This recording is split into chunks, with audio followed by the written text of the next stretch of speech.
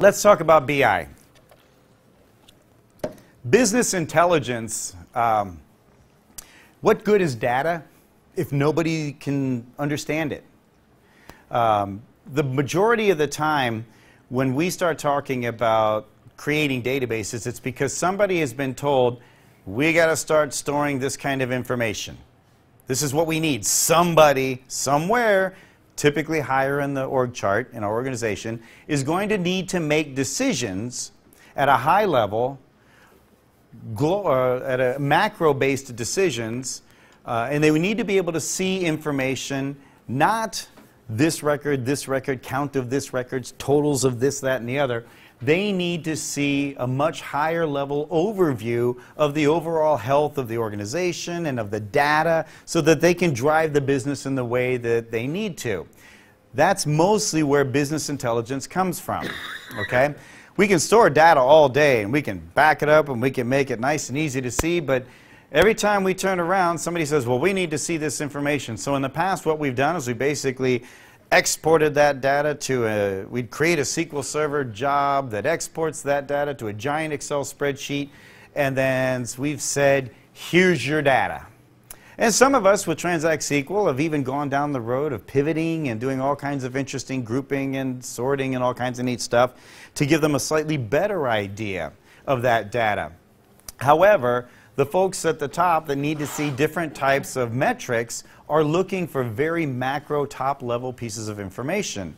And that simply means when I spit out the Excel spreadsheet, someone's got to sit down and start doing charts and graphs and all of that good stuff. Now, Excel, by the way, is a great tool for this.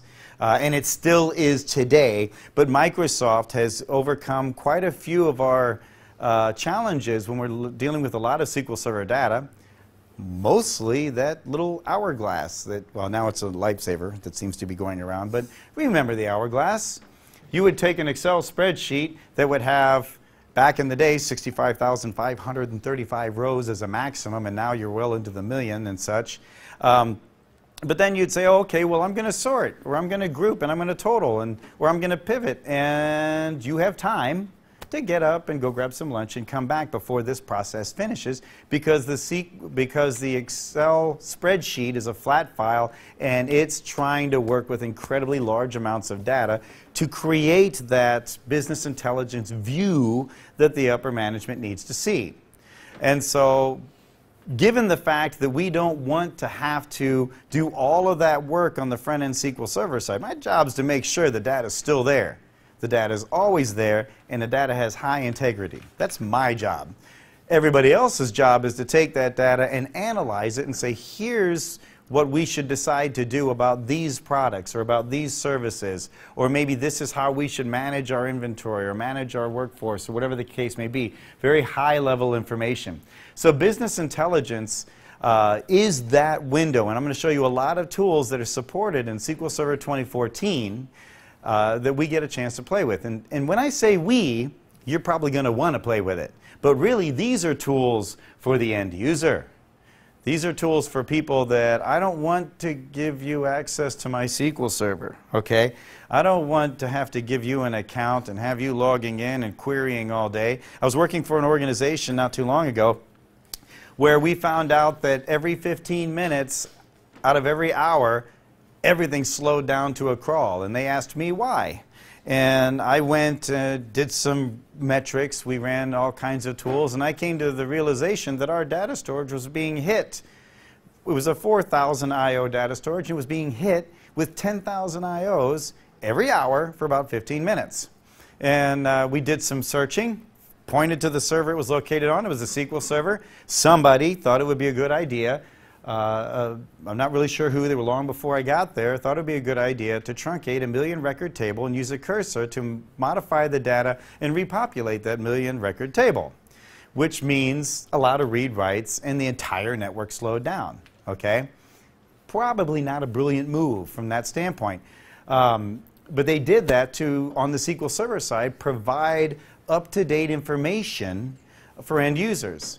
This is a perfect solution for BI because BI can allow you to bring that data down and do it yourself off the SQL Server so you're not impacting everyone else who's gaining access to that data.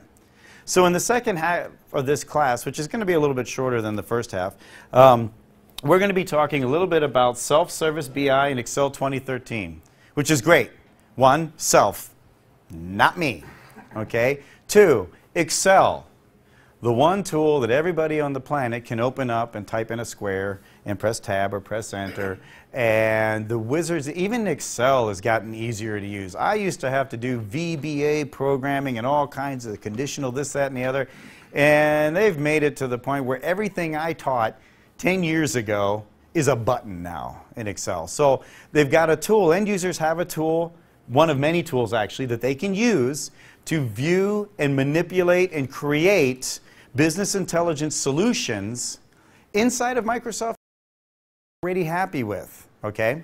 Now, this does not, BI does not necessarily mean throw away reporting services. Reporting services is still a very strong for your ability to expose internal SQL data in a very consistent way, in a very secure way to multiple users without having to hit the server with all kinds of SQL accounts and such. But we're now giving the end users the ability to locate the data themselves, work with that data, and we're talking about working with a lot of data, okay? We'll talk about Power BI for Office 365. Office 365 is kind of taking off a little bit. There are a lot of organizations that were thrilled about throwing their Exchange in the cloud. Of all the systems that we have to manage, Microsoft Exchange is a great mail server solution. It takes a lot to get it set up, it takes a lot to get it going, and it's the one where if something's not working, you get the most phone calls. Okay? I can't get my email. And so those kind of things are one of the main solutions that we as IT departments love to throw into the cloud, because then I don't have to worry about any of that mess. Well, along with that, Office 365 is becoming not just a solution for online collaboration and sharing of that data, but it's also a great way to turn around and handle the deployment of the Office suite. I have 5 different machines. I have an Office 365 account. I can install Office 2013 on 5 different computers. And I manage them much in the same way that I manage applications on different devices in my house, okay? So, and then we'll talk a little bit about big data solutions. For those of us that are out there talking about not just terabytes, but petabytes of data, there's some behind the scenes kind of low talked about elements and technologies that have come out over the years that Microsoft has latched onto and thrown into the cloud for us, and into on-premise. We're going to talk about things like Nutch. We're going to talk about Hadoop. We'll use words like Pig Latin. That's actually a programming language. It's not the same one I used in college, but it's a programming language that we're going to talk about here at the end of this. So, to begin with, one of the things that they've done is when you start dealing with an incredible amount of data, well, like we were talking about earlier, the only thing I can do is I can ask the SQL Server guy to give me a connection or to export an insane amount of data to me. Now, Excel allows you to have millions of records in there, and the Excel engine is designed really to handle data, but not crazy amounts of data.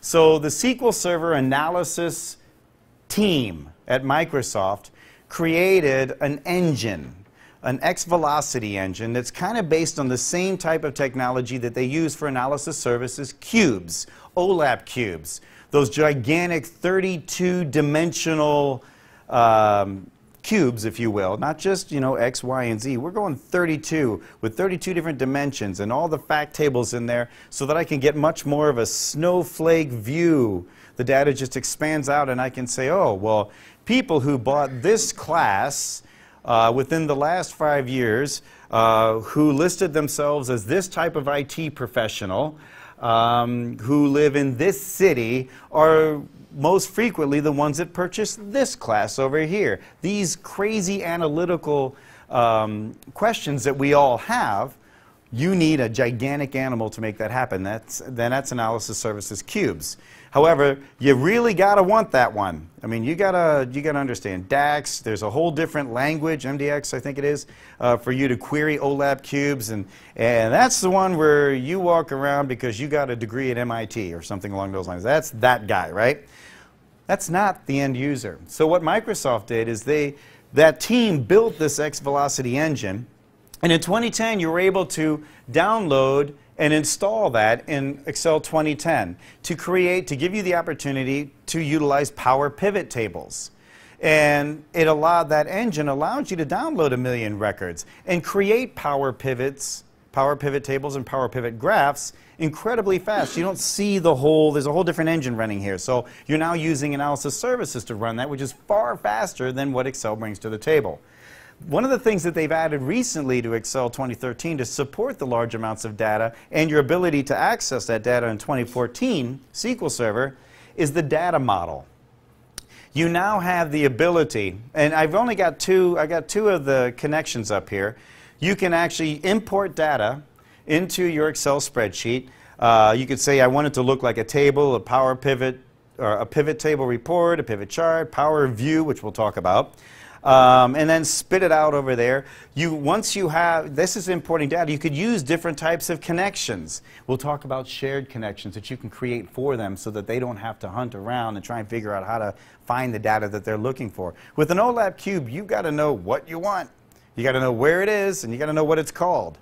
Here, we have an opportunity to allow them to create their own connections. We can create connections for them to allow them to access large amounts of data. They can also, this particular engine does not automatically figure out the relationships. It gives them the ability to look at like columns and create their own relationships. If you've been in the developer world, you may have heard of the entity data model, which is our opportunity to expose data in a SQL Server in a developer object-oriented sort of way. But then you use this entire model to access the data. The data model in Microsoft Excel allows you to create one data model per workbook, and that data model can be pulling data from a number of different places, linking tables of data that were coming from different sources, choosing the columns that have the like data so you can build your relationships, and the end user can be looking at an Excel spreadsheet with data coming from a number of different areas, related in different ways, that isn't related in that way out in our actual network. So they're giving them a lot of opportunities here to pull in all kinds of different data. We'll talk in a moment about how the data can be utilized in shared connections. When you're dealing with when you're managing your data model with the Power Pivot tables, you still have all of the same cool things. Now it's interesting, Power Pivot tables are fun and exciting for the people who want to see them. It's a little bit crazier for the people that have to do them, all right? And that's always the fun chapter to teach in an Excel class. Oh man, what am I supposed to do with all of this data? Well, you kind of have to know what rows and columns and how do I want the data? What does that person want to see on this report? All we're basically doing is making you not wait 30 minutes for that to finish, okay? But there are a few things that have actually changed. When you're dealing with Power Pivot used to be an add-on that you would download and install in the Excel 2010 solution, okay? You had to download it and install it. It was free, of course, but you had to go around and do this to everybody. It's built into Excel 2013 for you already. So the end user simply have to go in, like the solver, and it's an add-on. They just simply check the box, I'd like to see this as well. And you end up with a tab, Power Pivot, okay, or Power View, or Power Data, and all this other wonderful stuff. But they've changed a few of the things. If you were working with Power Pivot before, a few of the things moved around. It's now more of a ribbon tabular view on the Power Pivot page. Because when you create a new Power Pivot, it takes all of that data and it gives you a different way of looking at it, a different way of creating your own calculated fields, perspectives, KPIs. The descriptions that we used to have to type in are now, or that we used to have to accommodate for space for, those are now screen tips that you just mouse over data and the descriptions pop up on that. The slicers in a Power Pivot table, which are really our opportunity to take a particular field and filter that without having to filter the entire report. The search, actually now the results pop up in a separate window that come up for you without actually having to go through and modify the view that you're looking at.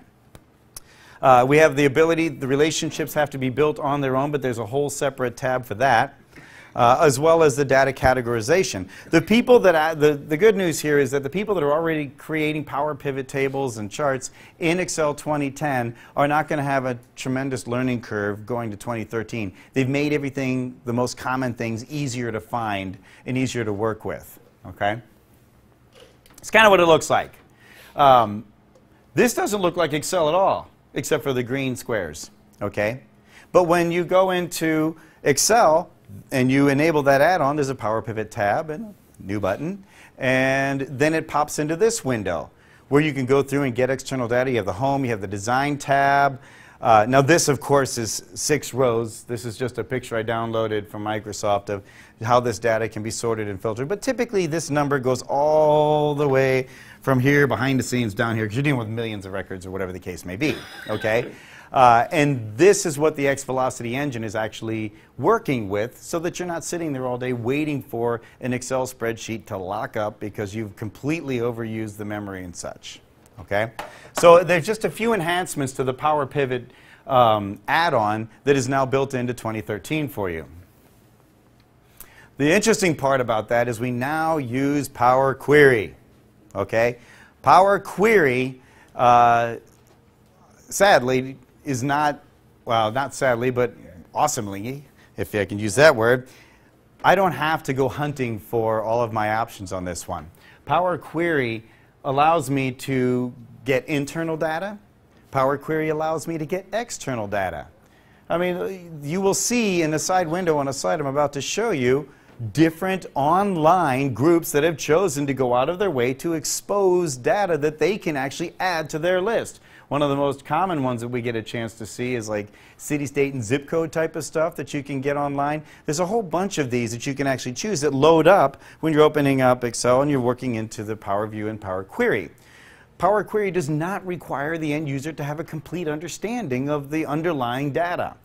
Power Query allows me to use very simple check boxes and drop-down boxes and so forth to be able to filter through what they understand to be that data. Okay? But you can pull external data. Most of us have gone into Excel and we see get external data. And you can get it from a SQL server, you can get an Oracle server, you can get it from a text file, XML data, and this stuff. There's even a web one where you can search the web for information as part of a Power Query. Okay? Let's take a look at that one.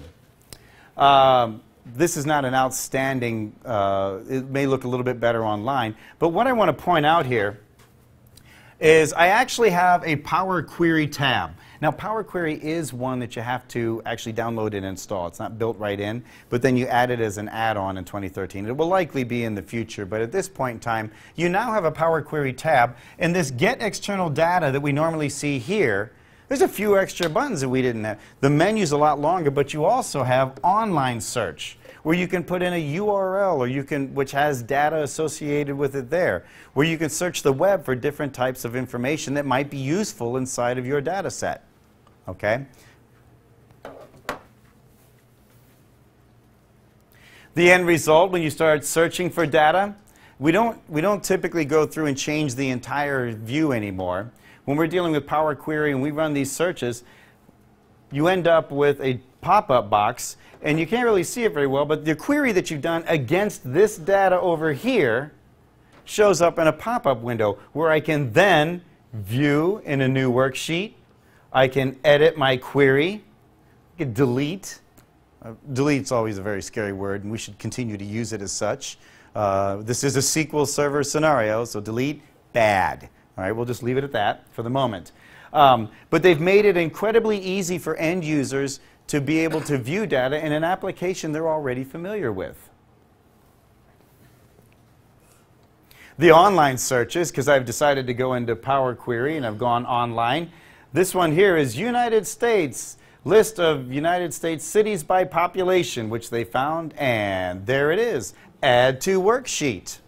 Edit my query. Add additional tables and data sources to this query. This is an area where the person that opens up this treasure chest is going to have to dig to find out what they really want to play with, because there's so many options available to us now as far as the end user being able to view data internally and externally through a query. Which, and if you look at the actual, if you ever get a chance to play around with this thing, it's kind of a little bit like a query view and access query where you pick the tables and this, that, and the other. It's a very logical fashion in which end users can go through and work with an application. Look down here, United States list of cities by, et cetera, et cetera, et cetera. This is one of the many online ones that popped up in the window over here. Now, I'll be honest, I don't know what's driving that in the background. It's one of those things where I say, it's really, really cool. It works. I'm thrilled as long as it continues to work, and I hope it does. But I'm not really sure I understand entirely what's going on behind the scenes. But I don't have to. The end users have this at their fingertips. Now, once you use Power Query, you'll see quite a bit online. We use SQL Server integration services oftentimes to move data. Sometimes we use it to get data from multiple places and then create some end result that we can then turn around and utilize in Excel. Well, when you're using Power Query, you can create your connections. You can go through and you can filter. You can sort, group rows, expand columns for metadata, aggregate. You can create an index or a custom field that you want to. Removing columns, split. You can merge data from two different tables in your query, as long as you can find that like field and put the two together to make your own. You can split columns, you can merge columns, you can do all kinds of interesting stuff with this. My guess is I will likely be in the very near future teaching classes on exactly how to use these particular elements, because this is an area where end users can be incredibly productive without having to be the analysis services cube administrator. Okay, and all of the wonderful code that goes with that.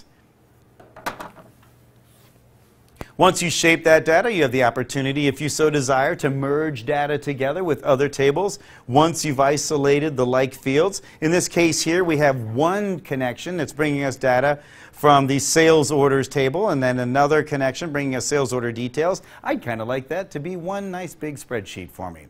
So we're going to merge those two together, and then we'll include matching rows, if we so desire, or all of the data for those of you union all people in the room. Okay? There's all kinds of ways that they get a chance to work with this data that was typically left to us. Now, Power View, that's the curtains and the carpet and matching all the pretty colors. Power View gives us an opportunity to expose the data. This originally came out with, Power View originally came out as part of an integration with SharePoint 2010 and the SQL Server Business Intelligence add-ins associated with that, and the SharePoint integration for reporting services. But this gives them the ability to start creating all kinds of reports and different ways of looking at the data. It looks, honestly, like the Business Intelligence Suite where we're dealing with Power Pivot, doesn't it? KPIs, different ways of representing the data. You have all of the Power Fields over here that you can bring into this. Filtering, sorting, relationships, all kinds of business analysis, data execution for our end users. Again, while I'm back in my office checking log files to make sure everything's doing fine, somebody else is creating all of these reports and solutions for my organization. This one's actually kind of fun. Really what you need to do is you need to download and install the PowerMap for your Excel, because this guy allows me to create almost a Google Earth kind of scenario. You can zoom in. Now, granted, we're not talking about overview, but we're plotting data on a power map, okay? And the map can be big, like, well, small like this. You can zoom into it. You can see how data is related over time, because you have records with timestamps on them. And so you can view how the world has changed as far as your data is concerned. You can also create these awesome things called tours. And really, that's just fun. Because what you can actually do is you can create things such as transitions, how many seconds it takes to happen, And when a person comes in and they take a tour of your PowerMap, here's what it looked like in 1927, and it zooms in on here, and here's where the big stuff is over here, and it backs off over here, and this is what the data looked like in this region over here. And it really is kind of exciting because it moves around a lot and everybody thinks you're brilliant, which I'm good with that. Go ahead and roll with that particular piece. But it is a great, it's not just a map that shows big and small dots on it. It's an ability to show the data both from a standpoint of time and from a standpoint of location, and you can create scenes, if you will, of how that data is actually represented. Which then, of course, is actually, you can then turn around and use this in many of the Office Suite products. Here's a couple of the other elements associated with this. And one of the interesting things is you can then, here's the nice orbit view up here at the top, where you can then turn around and mouse over and see the individual data associated with each one of these before you press play and it zooms to somewhere else on the map to look at that particular data. It's actually very, very cool. You can see how you could zoom in closer to locations, pan the globe. There's even a flyover. Check out what happened in Europe as we were doing sales last year. Okay, the flyover really means a lot more to those of us that go golfing. But in this case here, you can do all kinds of types of scenes and tours associated with those. Just like your standard maps and your charts and graphs, we still have the very same elements. We can add two-dimensional charts to these 3D maps if we want to. You can add legends, you can apply themes, map labels. You could switch to a flat map, although once you get the globe and you start circling the globe, really there's no going back, all right? It's just an exciting place to be. But you still have all of the same elements that we were dealing with in all of your standard art charts and graphs that you can play around with on the map itself, the PowerMap. This is the tours that we were talking about. I highly encourage you to play with this. It is extremely cool because it gives you an opportunity to create a report that comes with a map that they can actually play and watch through scenes as it goes through and shows the data in different ways and over different time periods and different titles and labels that come up and go away. All kinds of really interesting stuff as far as that's concerned. Now, Power BI for Office 365. Should you be going down the pathway of utilizing Office 365, then you can start to share the queries associated with Power Query. Now, Office 365 isn't just because I want to use Word Online. It does come with Mail, and it does come with Link, and it does come with your Exchange, your Link, your SharePoint, sites, and all of that wonderful stuff. But collaboration is also where it comes from. A person can be sitting at their desk, and yeah, you got Office 365, you're good to go, but that person can open up Excel and want to look for Power queries that somebody else has already written for them and created for them, and they're going to use that for their report. You can share those queries online and make them available for everybody else to actually find, and then they can search for the data. You have an opportunity to create queries. Your data looks this way, and I have columns X159 by name, and nobody else knows what that means. That's the color of the helmets you can buy at my organization. But I'm going to change that to helmet color, and I can then make it much easier for everyone else to see. But I can create queries for the people who are great at reporting, but not so great at the relationships associated with data models, and I can do that for them, and I can make those available to them through the Power BI inside of Office 365. I'm just going to surprise you with the Q&A, okay, because that's actually pretty cool. But then they have extended Power BI for mobile devices, including iPads. And then we'll talk a little bit about your ability to administer this process. So, to begin with, you have Power BI sites. In Office 365, this is very similar to the business intelligence site collection that we used to make in Office and SharePoint 2010. Very similar. That used Power Pivot, Performance Point. It was a way to use SQL Server, reporting services, analysis services cubes. It was a high level of all of that business intelligence data. Power BI puts more of this in the end user's hands by allowing you to use PowerMap, Power View, Power Query, Power Pivot. Get the power piece of this? Powerful, okay?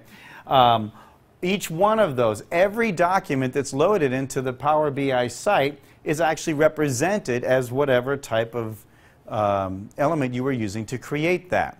Okay? Oh, and by the way, if you want to add one, where would I click? Yes, there it is, add. Okay? You also have, because you're dealing with Power View, if you've chosen to use Power View, it does require Silverlight. Okay? Silverlight is not something that everybody in every IT department around the world has decided to allow to be installed on their workstations. It's just another one of those things. Some people have Flash. Some people don't let certain applications be downloaded on their workstations. So you're limiting your prospects a little bit when you're using Power BI or when you're using Power View. But one of the ways that Microsoft has combated that issue is they've allowed you to view a Power View workbook in HTML5, which is supported on a much, much wider range of devices and computers and operating systems and what people will actually allow you to install, because you don't have to install anything else to get HTML5 to work. So there's this really cool little button down here that a person opens up a Power View worksheet. They can click that button and it will now show up for them that same data in an HTML5 format, which is likely something that they're able to see. And then, of course, because we all have our favorites, all right, the Power BI sites actually have the ability, you have your favorites reports, you can add these to there. They're basically shortcuts with views to associated data, favorite reports, data, and so forth. This is just an opportunity for them to put together those things they use most frequently. And that's what makes these are very user-friendly sites. Now, because not everybody on the planet is great at querying, even though Power Query is a very end-user friendly type of application to allow end users to query incredibly complex data in a much easier way, you still may go down the road of one, writing the queries for them, and of two, making sure the queries they're writing are exactly the data they're expecting to see. Now, I golf. I look great on the golf course. I got the outfit, I got the pings, I got the hat, and I got a swing you would love to see. However, I am a triple-digit golfer because when I hit the ball, it goes exactly where I hit it, no matter how good I look. Okay? The report can look great. However, the problem associated with that is, was that the right data? Is that really what you're trying to see? Are you showing me the correct information? It looks good, but is that the right information? Sometimes you're going to want to create the queries for your end users so that you can be certain that what they are actually looking to expose in their reports is the data that they are expecting to see. And so sometimes people will create their own queries and they will share those queries. You can create queries, you can use shared queries that allow them to browse the queries that are available to them, and you can also manage the query metadata. As a data steward, when new queries pop up, you can go in and you can look at that query, and the person just went ahead and said, here's my query. They didn't really give it an effective name that talks about what it is. They didn't necessarily do the relationships as the way they needed to. You can monitor that piece, you can go in and look at it, and you can modify that metadata so that everybody else that's looking at that query knows what they're actually looking at. And to help us in that regard, a data steward can then review the usage analytics of those shared queries. Everybody's using this particular query. I built them, that one over there. I don't know why they're not using it. Everybody's using this one. But that one I created for that guy. He's not looking for the same thing as everybody else is. This can give me the heads up that quite possibly the queries that people are utilizing aren't necessarily the ones they're supposed to be. Also, the queries that people are utilizing may give me some insight as to how that data should be stored. We talked a little bit earlier about how you can isolate information, that 20% that you're looking at, and you can take that information and you can say, well, you know what? If we're using that all the time, let's store this a little bit differently so we can enhance the performance on it, maybe in a data warehouse, maybe in a cube, whatever the case may be. This is a little bit like the SQL profiler on a high level. It gives me the opportunity to see what people are actually querying. What are my end users querying?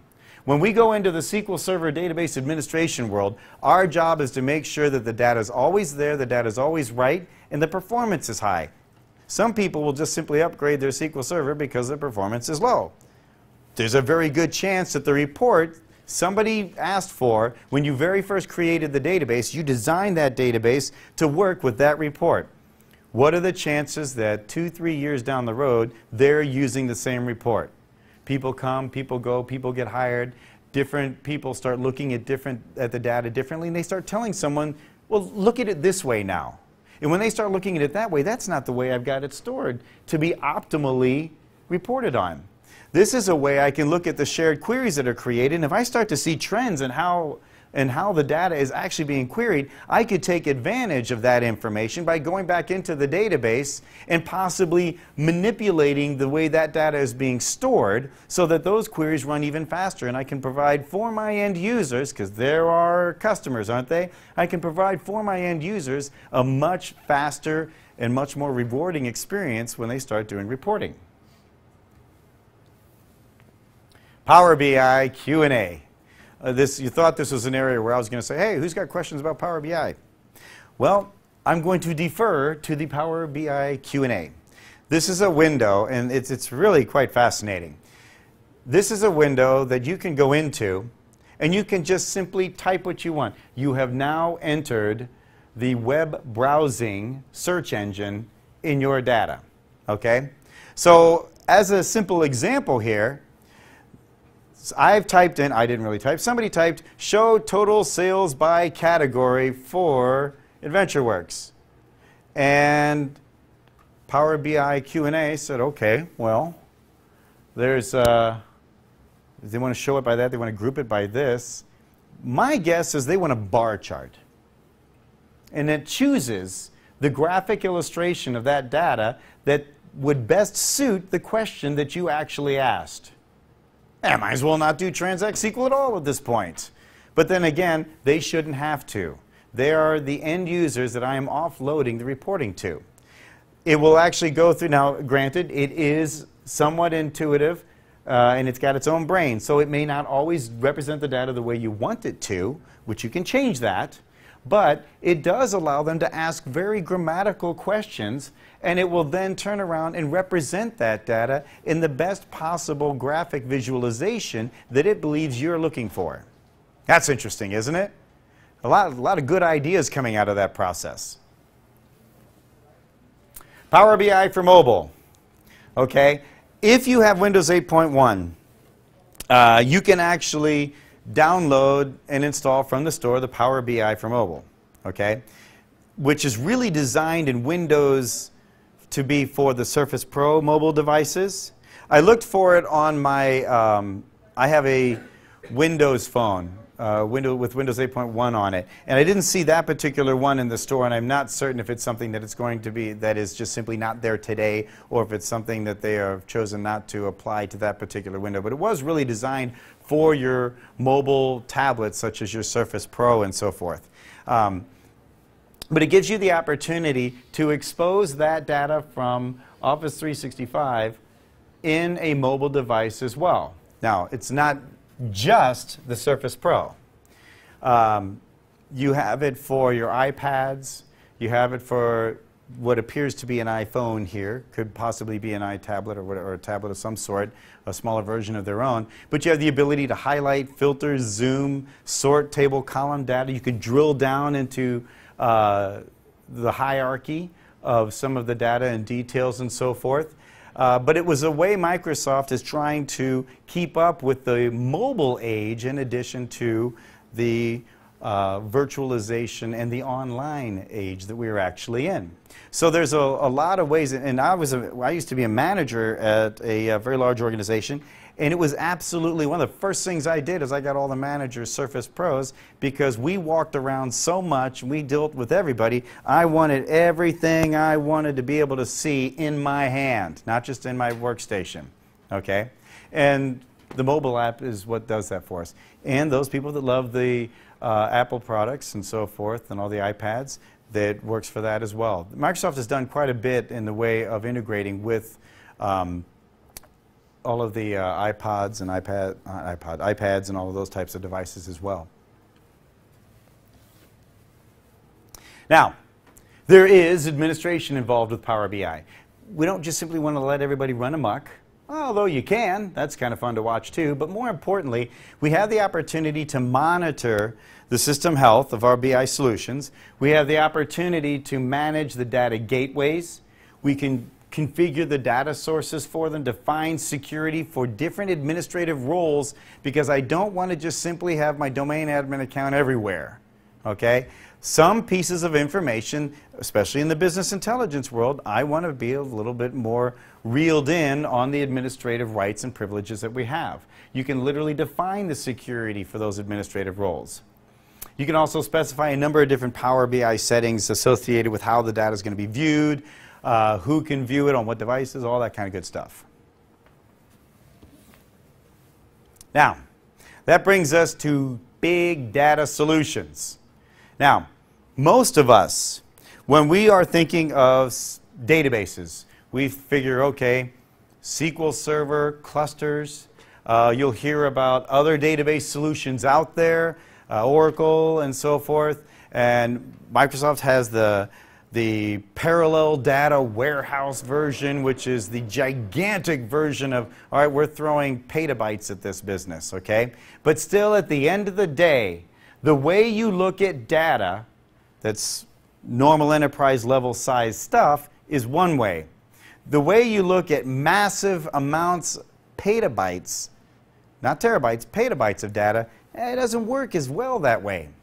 So we run into challenges. And interestingly enough, it was the beginning of the internet that we started to really see this process come into play.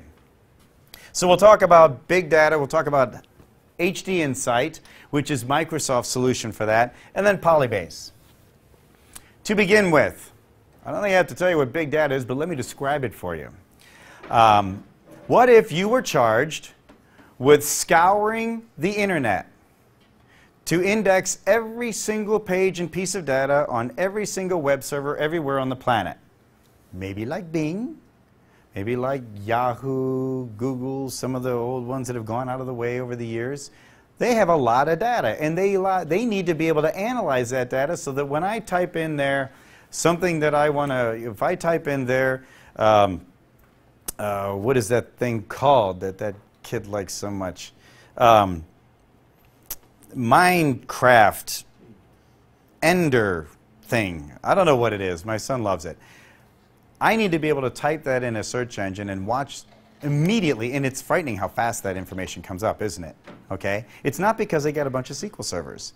It's because the internet is loaded with so much data. I've got to find a way to analyze all of that information.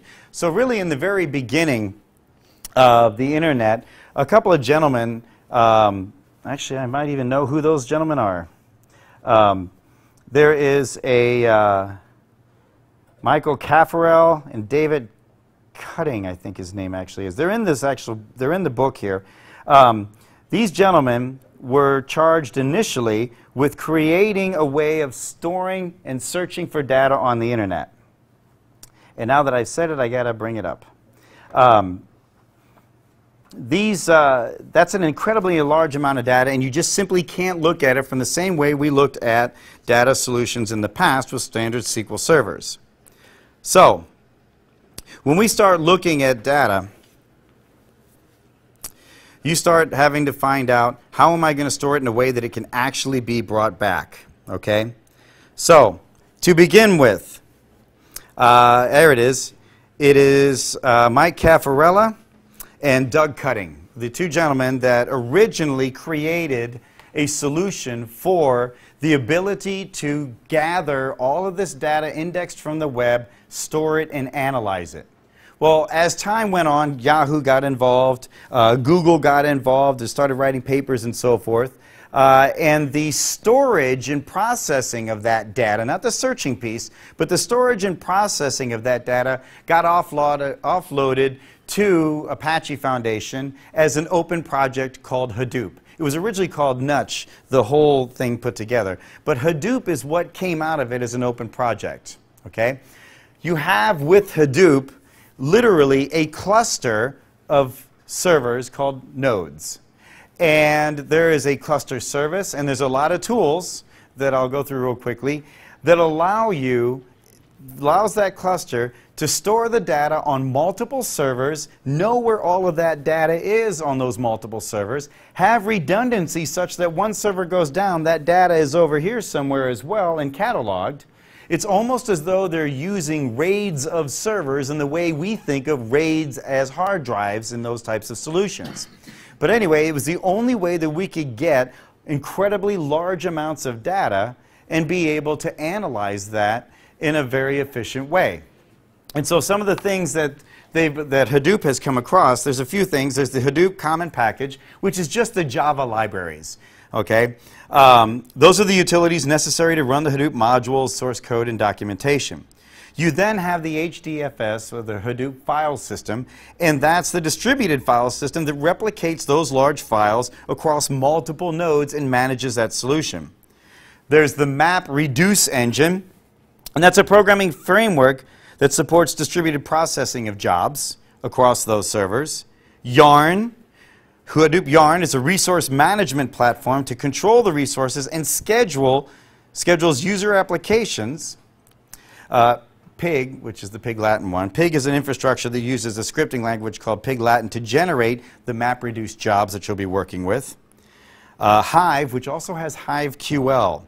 Hive is a data warehouse solution made up of a metastore that facilitates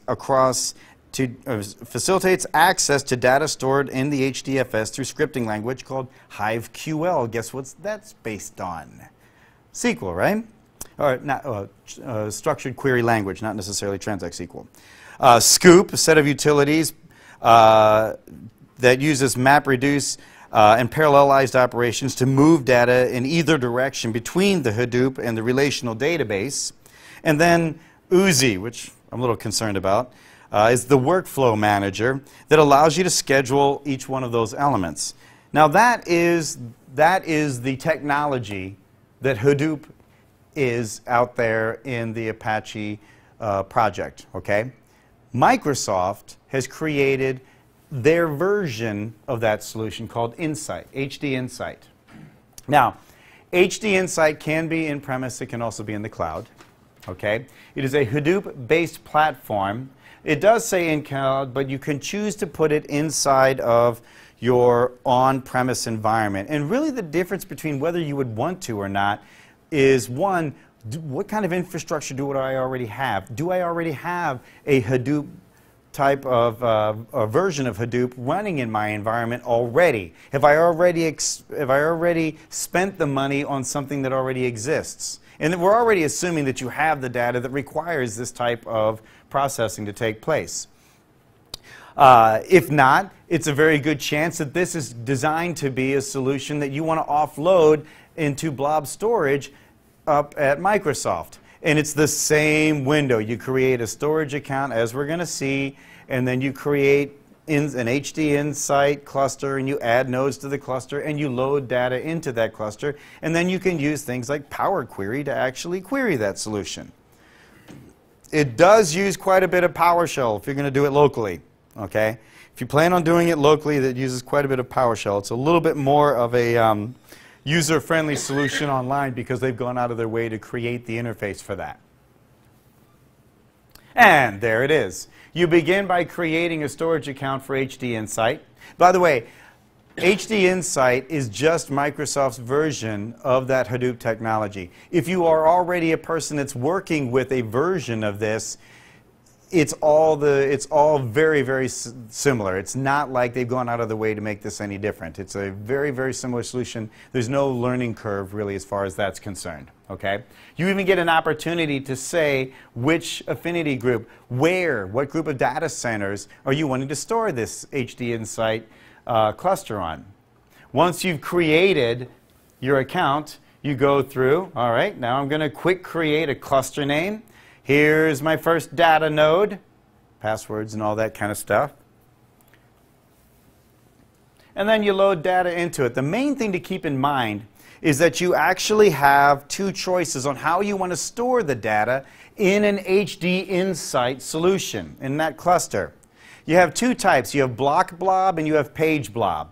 Really, the only difference here is the block blob is typically designed for binary data. You're going to use that type of blob for images, documents, those types of elements that you would normally store in binary large objects in your own SQL Server solution back at your office.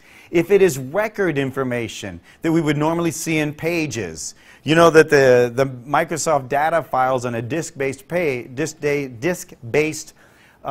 solution actually uses a bunch of 8K pages and different leaf nodes, and that's what we were talking about a little bit earlier, where every record goes into these pages at different levels and it's stored based upon the type of index and so on. The page blob is for that type of record-oriented data. So here, it's funny that they use the word blob, but block blob is really more for your binary large objects such as documents and images that are going to be stored in binary fashion anyway. Okay? Once you have the decision made as to how you were going to store that data, and again, we're dealing with, I don't have to worry about the storage space running out on me because Microsoft's going to be monitoring and managing that solution for me. And once that's done, it's just simply a matter of uploading that data into the cloud. Now, one of the drawbacks, or one of the, not really a drawback, but one of the considerations associated with this is we are talking about a large amount of data. Okay? In-house, depending upon how quickly you need to be able to see and how much of that data you need to be able to see, you will definitely notice a difference. There's going to be, it's easier to pull the data from in-house. If you're throwing tons of data into the cloud, reporting on it, how you choose to report on that data may dictate whether or not you want to put it on premise or whether you want to throw it into the cloud. So that is a consideration. When you want to work with the data, it's called a Hive. You can use Hive QL, which is the querying language associated with the Hive. You could use the Microsoft Query Wizard. You can go down the road. You could use Power Pivot, but you're going to have to know how to use DAX, and that's a language for helping you create calculations and formulas and so forth in a Power Pivot. You can also utilize PowerMap as far as all this data is concerned. Now, in these cases here, we may not necessarily be downloading a lot of data, but we're searching a lot of data. And that searching is taking place in the cloud or on-premise, wherever the beef is from a standpoint of the resources you have available to you. Now, Polybase. Polybase is a little bit different. It's another opportunity for us. You'll notice the SQL Server PDW. That's Parallel Data Warehouse. That's where we're talking about creating a solution that's far, far easier to query because it's designed that way.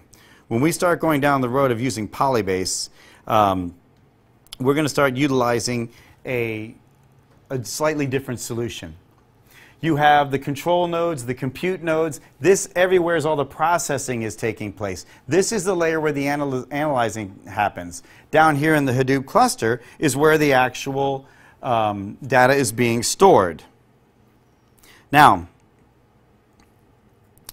let's see if there's anything I wanted to bring into play here.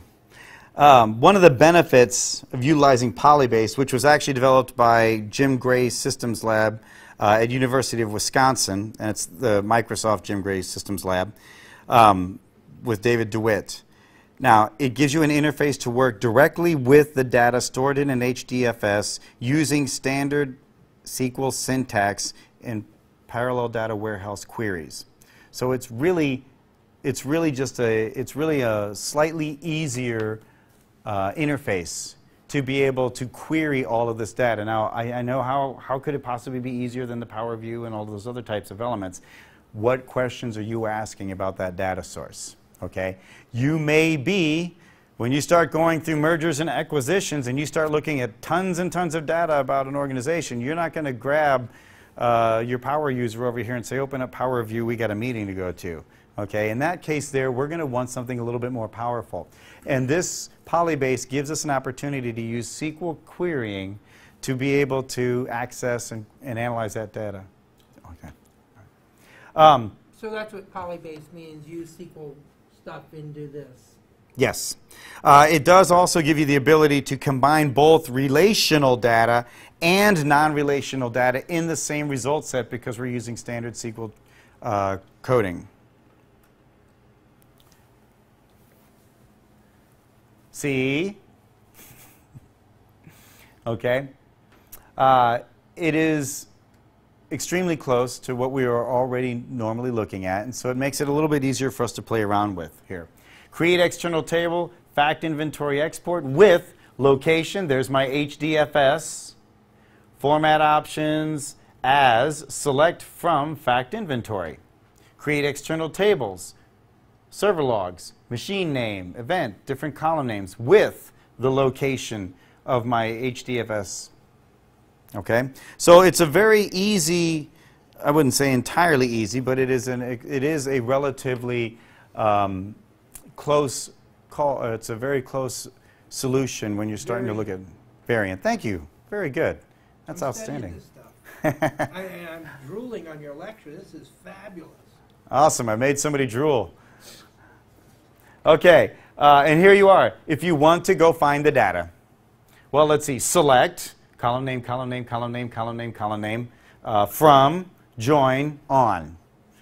And now you're looking at all of your HDFS data stored in HDInsight in the cloud. Okay, so it makes it extremely easy to look at. Okay, this again, we've been talking about data where you're storing and you're trying to analyze and look at data in the petabyte range. Now, you could still do this in the terabytes, but you want to make sure you're looking at the benefits that you're gaining as opposed to the cost associated with it. One thing we can always say is when you go to the cloud, the cost is cheaper than what it takes to manage and maintain locally, especially from a standpoint of man hours and that. So it's typically going to be a much easier, a much more beneficial solution. So, as far as looking at the data that we've actually gone through in SQL Server 2014, we talked a little bit about how all the tools we now have the ability to give our end users in the Office suite that they are already familiar with to be able to look at complex data in a very simplistic way. We talked about how you can incorporate that into Office 365 and make these things available. Sharing queries that we've created and administering queries and managing and maintaining that data. And we went through Microsoft's HDInsight, which is their Hadoop version, their version of Hadoop,